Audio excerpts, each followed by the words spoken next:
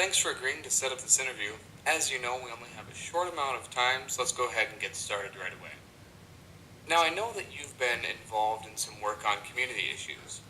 Can you tell me what attracted you to the community issue that you chose at the beginning of the semester?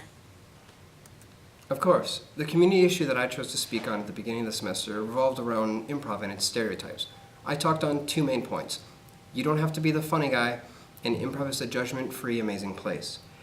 The you don't have to be a funny guy thing is how in improv a lot of people think you have to be that guy that just has the best jokes and is always making the crowd laugh. But in all reality, that's not what we want.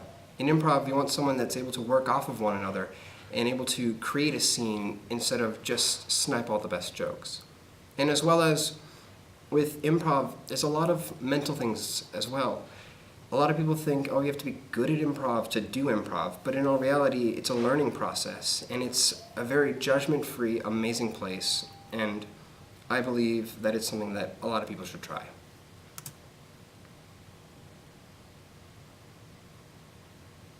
Okay, thank you. Now, your materials also said that you were involved in a community issue team project that focused on a call to action. Can you share with me what call to action your team put forward and why you chose that call to action? Well, yes, of course.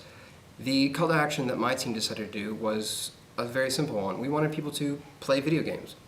Our main focus on our speech was to talk about the misunderstandings and stereotypes along with video games and disprove a lot of them with how people say it's an antisocial just entertainment grab and how it's never going to lead to anything and you're just going to live in your mother's basement. But in all reality, millions upon millions of people are playing video games together every single day.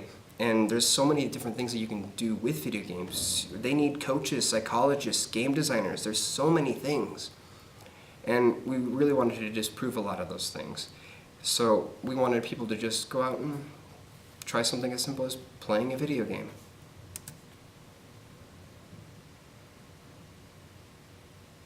I see. Now, if I were to ask the other members of your team what they think your biggest strength is, what do you think they would say, and why do you think they would say it? I believe that my group members would have said that my biggest strength was my flexibility and commitment. With flexibility, during the speech we had a lot of problems coming up with scheduling and being able to work together during the time we had with the speech. We had to make calls over Skype and we had to meet at times that weren't the best for us, but we were able to work through that and create a script and a speech that we really enjoyed because of it. Also, the commitment that I put in was I didn't stop until it was perfect. I wanted to make sure that when I gave the speech, it was A level and that there was nothing that would have gone wrong. And I believe that is what my teammates would have said about me.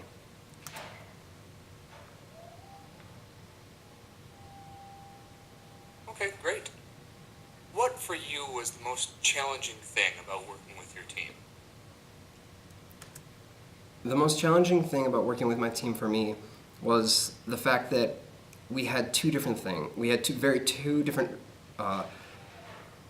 body paragraphs that we needed to fit together with how I had a lot of the emotional ties and a lot of the kind of feelings of video games, but my partner had all of the kind of statistics and facts that go along with it. And we had to find a way to merge the two together to create a smooth and very flowing speech. It was very difficult to find out who was going to say what and what we were going to say here and there, but overall we were able to overcome that and create a speech that I think flowed very nicely.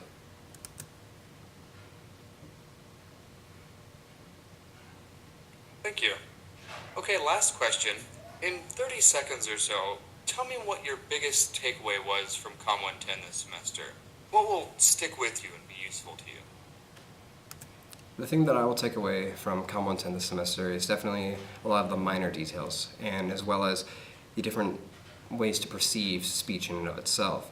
My teacher taught me a lot of different things about how I can improve my speech, not just confidence or not using a note card, but like where to put my hands and how to stand properly and how to act and react.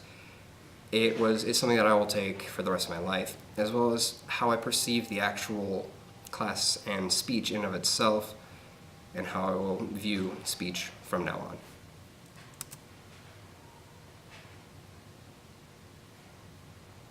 All right. Well, thank you so much for taking the time to talk with me. We'll probably be in touch with you in the next few weeks or so. Take care.